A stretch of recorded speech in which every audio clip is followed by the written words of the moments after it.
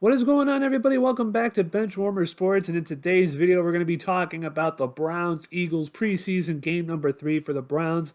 18-18 tie. It ends up being. Shouldn't have been a tie, but we'll get into that as we go along here in the video. But I'm going to give you guys my thoughts and opinions about how the Browns performed, what I liked, what I disliked, and my thoughts for the upcoming season for you guys.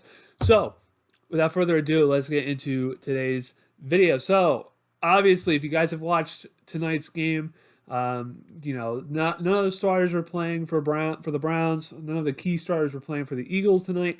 But one person, maybe even two in particular, stood out to me here tonight on the offense, and that people were watching out for. Dorian Thompson-Robinson, DTR, the Browns' fifth-round pick from UCLA, has been lighting it up for the Browns here this preseason. And tonight was no other exception. Dude was absolutely almost lights out. I think he was really good tonight.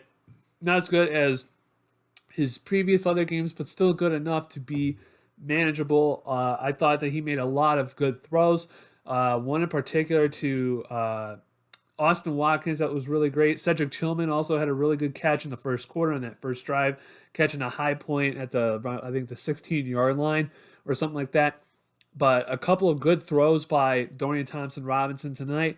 But the main star that stood out to everybody who watched this game, Austin Watkins Jr. This dude coming out of nowhere, signing late into camp from the USFL or the XFL, one of those shoot-off leagues.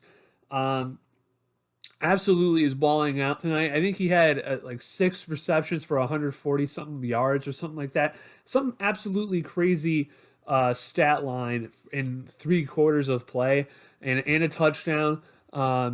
Yeah, the guy should be on the 53-man roster. I tweeted it out. I said, if he's not on the 53-man roster, someone needs to get fired for that, because there's no way that Austin Watkins Jr.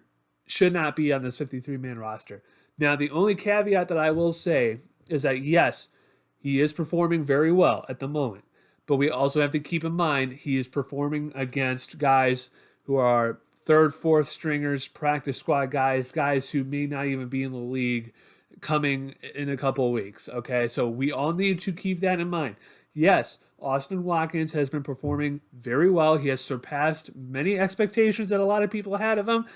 Many people did not even know who the hell this guy was until 2 weeks ago when he played against the Jets. But we all need to keep in mind as well, this guy is performing against not as good talent as someone like in the first string or second string would, right?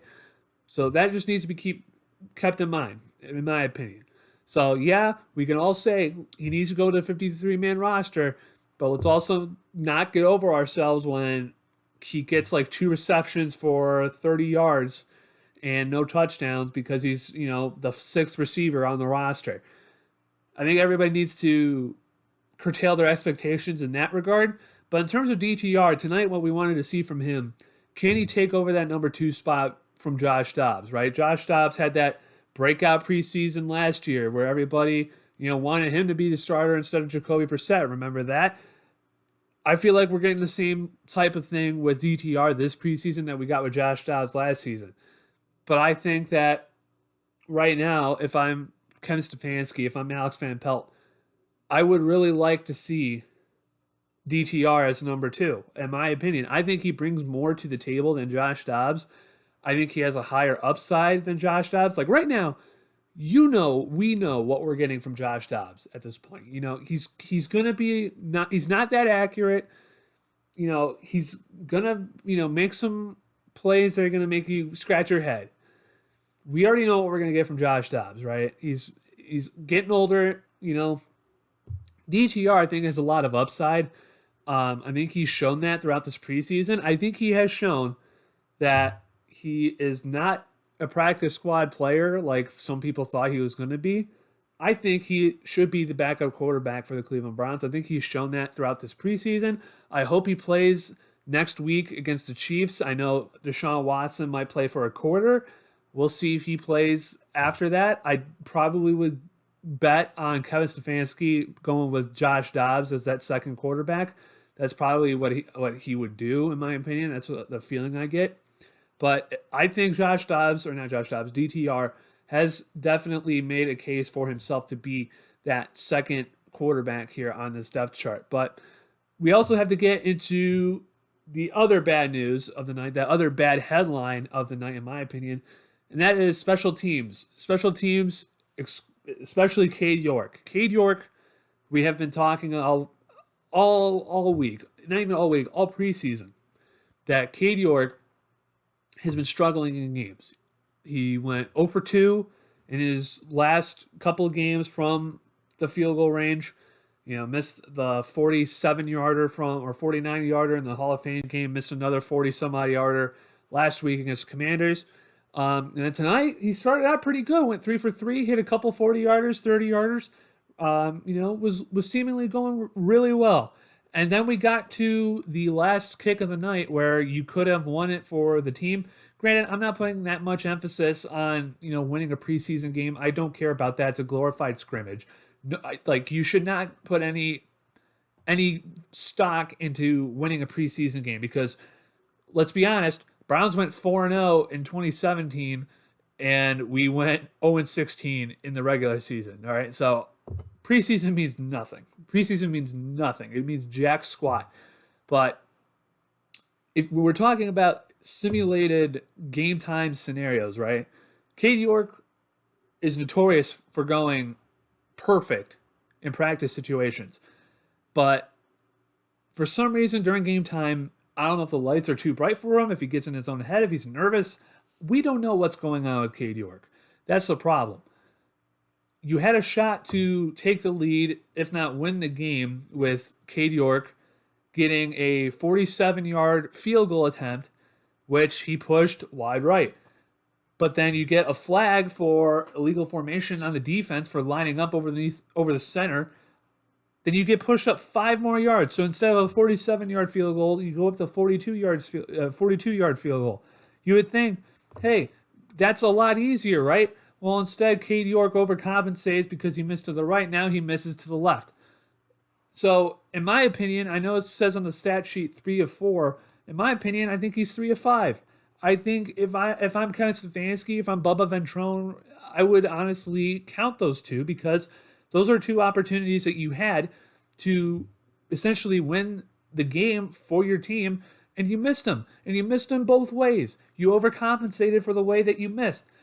That's a troubling thing for me. Now I understand it's preseason and that it's a glorified practice. I understand that. But at the same time, what did we have a problem with last year with Cade York with? He went 75% from the field, and the 30 to 39 yard range was very hard for him.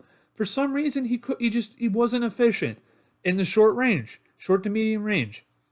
Now, we were all suckered in my opinion, to this whole narrative of this guy can make 70-yard field goals. This guy has the leg of God on his side. Sure, he can make 70-yard field goals from practice, but in game time, the dude can't make a 42-yarder to win the game. That's concerning to me. I think it's gotten to the point, if I'm Andrew Berry, I would try and bring in another kicker. If I'm Andrew Berry, Bubba Ventrone, I would try and bring in another kicker. I don't know who you bring in right now this late into the game, this late in a training camp or in preseason. I don't know. But I think you definitely need to find a veteran kicker and make some competition. I know it's probably going to hurt his mental more, but it's the price you pay. You're in the big leagues now, kid. You haven't been playing, you haven't been performing well. I think it's time to bring in another kicker for some competition. That's just my opinion. I want to know what you guys think down in the comments section below.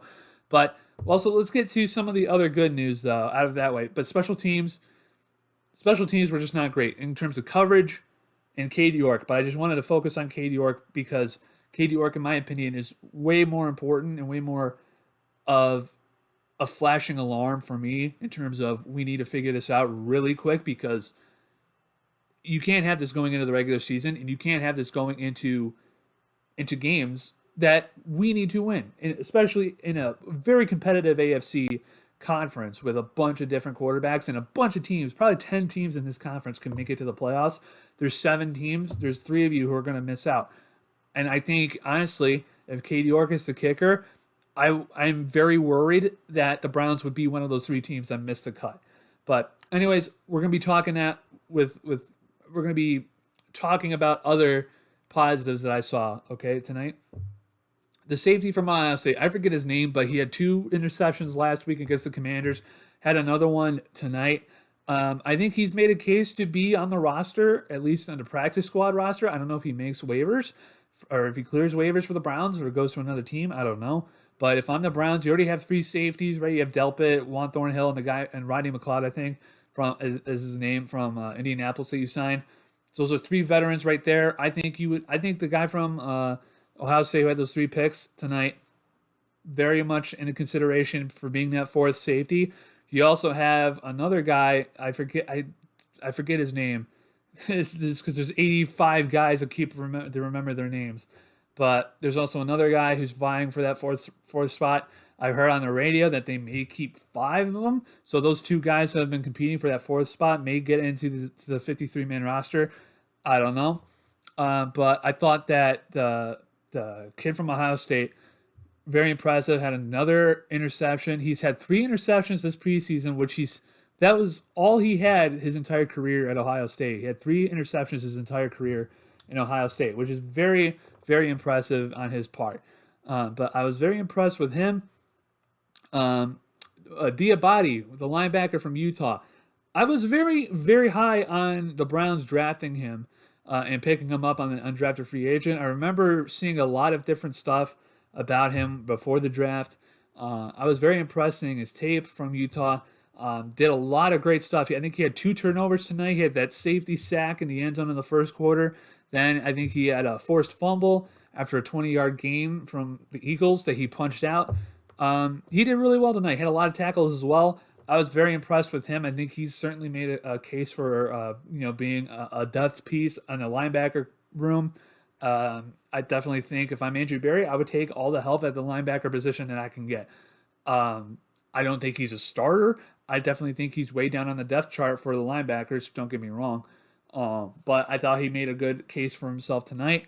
Maurice Hurst on the defensive line. The guy from San Francisco hasn't played all that much football in the last couple of years.